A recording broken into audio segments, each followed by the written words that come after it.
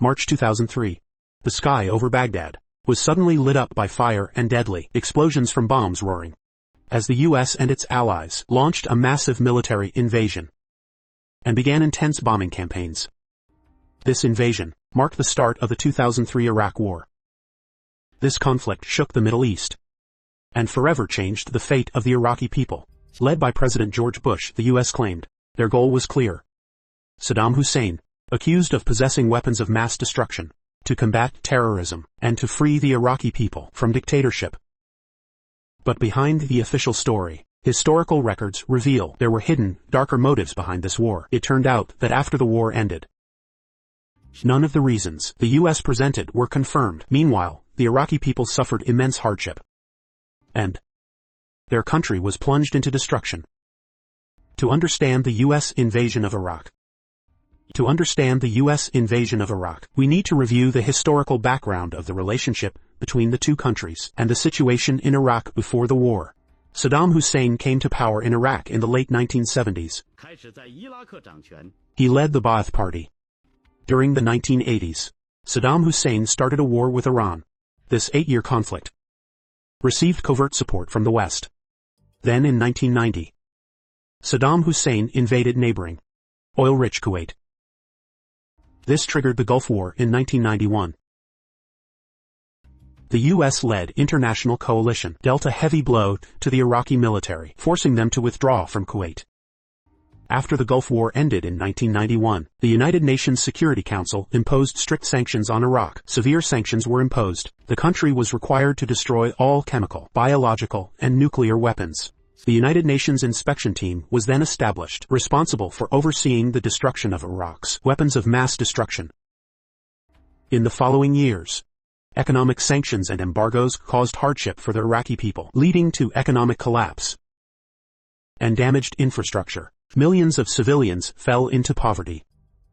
In the 1990s, the official U.S. policy toward Iraq was containment, using economic sanctions and no-fly zones to ensure Saddam no longer posed a regional threat. At the same time, they hoped the regime would collapse from within. In 1998, the United States launched airstrikes accusing Saddam Hussein of obstructing weapons inspectors. That same year, the U.S. Congress passed the Iraq Liberation Act, openly supporting regime change in Iraq. No effort was spared. This showed that even before 2003, toppling Saddam's regime was already on Washington's political agenda. But after the September 11, 2001 attacks, the situation changed. Following the attacks, President George Bush declared a war on terror, with the initial target being Afghanistan. Accused of harboring al-Qaeda, however, shortly after, Washington's conservative officials shifted their focus to Iraq. Even though there was no evidence linking Saddam Hussein to the attacks, some hardliners in the government believed this was an opportunity to connect the Iraqi regime to the global terrorism threat. Iraq was labeled part of the so-called Axis of Evil, alongside Iran and North Korea. Through lobbying within the government, neoconservative groups strongly advocated for the immediate overthrow of Saddam Hussein to realize their vision of a new, democratic, and pro-American Middle East. Saddam Hussein had to be overthrown immediately. In 2002, the U.S. began promoting on the international stage that Iraq was violating United Nations resolutions and was hiding weapons of mass destruction. In September 2002, President Bush addressed the United Nations, accusing Saddam of failing to comply with disarmament obligations. This pressure led to the adoption of UN Security Council Resolution 1441 in November 2002, which gave Iraq one last chance to cooperate with weapons inspectors. This resolution gave Iraq one last chance to comply with weapons inspections. Under the threat of invasion, Saddam conducted thorough inspections across Iraq. From late 2002 to early 2003, the UN inspection team conducted thorough investigations across Iraq. The whole world was waiting to see if they could really find weapons of mass destruction. It was not about the evidence. He firmly believed Saddam Hussein was hiding dangerous chemical and biological weapon stockpiles and secretly developing nuclear weapons. This meant Washington accused Iraq of possessing a stockpile of weapons of mass destruction. This meant Washington accused Iraq of having a stockpile of weapons of mass destruction, and that these weapons could fall into the hands of terrorists at any moment. People feared that if Iraq was not attacked, this ultimately sparked panic among the American public. People worried that if Iraq wasn't attacked, Saddam Hussein might supply terrorists with chemical bombs or even nuclear weapons to use against the West. President Bush kept warning about this. If immediate action isn't taken against Saddam, we will face mushroom cloud-like threats. In this official rhetoric, Iraq was portrayed as a serious threat, a nightmare that terrified the world. The second reason was, the U.S. government linked Saddam Hussein's regime to global terrorist networks. Without solid evidence, they accused Iraq of ties to al-Qaeda, the group behind 9/11. There were even other claims suggesting Iraq might have been involved in earlier terrorist activities targeting the U.S. Although U.S. intelligence itself found no credible proof of such cooperation, this claim was still heavily promoted. For the deeply traumatized American public, after 9/11, linking Saddam Hussein with Osama bin Laden created an emotional justification for attacking Iraq as part of the war on terror, aiming to prevent future terrorist attacks. The third reason was mainly proposed by British Prime Minister Tony Blair and later adopted by the U.S. It was based on a humanitarian mission to liberate the Iraqi people from Saddam Hussein's tyranny. The West saw Saddam Hussein as a brutal dictator, guilty of many human rights abuses, including eliminating political opponents, repressing Kurds and dissidents, and using chemical weapons in 1988 against the Kurdish people in Halabja. Wrapped in this seemingly idealistic language, the US-UK alliance claimed to overthrow the dictatorship, but only to bring prosperity to Iraq's people and establish a stable democratic government in the region. They framed the invasion as liberation, as if invading troops would be welcomed as heroes by the people grateful for the dictator's fall. This reason also aligned with the neoconservatives' agenda to spread freedom and democracy in the Middle East. These three reasons were then heavily promoted by Washington and London through various international forums and media. In the months before the invasion, the US and UK governments launched intense propaganda. Every spokesperson stressed that if Saddam Hussein was allowed to remain, the consequences would be unimaginable. Major US mainstream media like Fox News, CNN, generally accepted the government's narrative, rarely questioning the accuracy of the intelligence provided.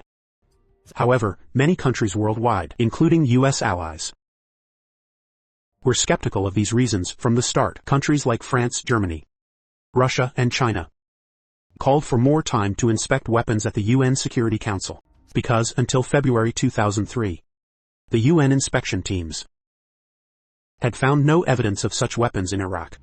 Millions of people in numerous countries took to the streets to protest the war, chanting that Bush and Blair's reasons were baseless, and that war would only bring suffering. The global demonstrations on February 15, 2003 became the largest anti-war protests in history, involving 60 countries and 6 to 10 million people. Many people doubted that the official US and UK reasons were genuine, believing the real motives were sinister and hidden. But the world's doubts and warnings were ignored by the governments because they were firmly committed to invading Iraq. Historians and observers believe that beyond the official reasons, there were secret motives driving the US invasion of Iraq. These dark motives were mostly related to the Bush administration's strategic interests, economic interests, and ideology, rather than any real threat from Saddam's regime. And it all came down to oil. Iraq has extremely rich oil reserves. It ranks as the third largest proven oil reserve holder in the world, after Saudi Arabia and Iran. For a superpower like the US, whose economy heavily depends on oil, controlling this resource was highly tempting. America's interest in Iraq was inseparable from this black gold from the very beginning. After the invasion succeeded, signs of oil motives became even clearer. Under U.S. military occupation, Iraq's oil production quickly doubled, from about 3 million barrels per day to 6 million. The Bush administration also pushed for privatizing Iraqi oil fields, giving foreign oil companies extensive drilling opportunities to ensure that the U.S. and its allies controlled Iraq's oil resources. Even before the war, internal Washington documents revealed discussions about post-war oil concessions in Iraq. In short, Iraq's oil was key to securing America's long-term energy supply and to weakening the OPEC cartel. This was considered a crucial motive for invading Iraq. Another major factor was the neoconservatives' desire to establish U.S. dominance in the Middle East and spread freedom and democracy in the region. This aligned with their broader strategic goals and helped justify the invasion, despite the lack of concrete threats from Saddam's regime. The push for control and influence prevailed, driven by oil and geopolitics, more than by the supposed danger Saddam posed. This reveals the true complexity behind the war and the real reasons the U.S. decided to invade Iraq.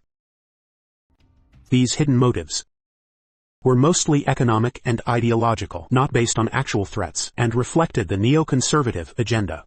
By deploying tens of thousands of troops in Iraq and establishing permanent military bases in the heart of the Middle East, the United States can strengthen its geopolitical position. Iraq's geographic location is strategically significant. It borders Iran, Syria, Saudi Arabia, and Jordan. Therefore, the U.S. military presence in Iraq can exert greater surveillance and pressure on neighboring countries considered problematic. Not only that, but they also believed that overthrowing Saddam Hussein, a staunchly anti-Western dictator, and establishing a pro-American democratic government in the heart of the Arab world would trigger a positive domino effect.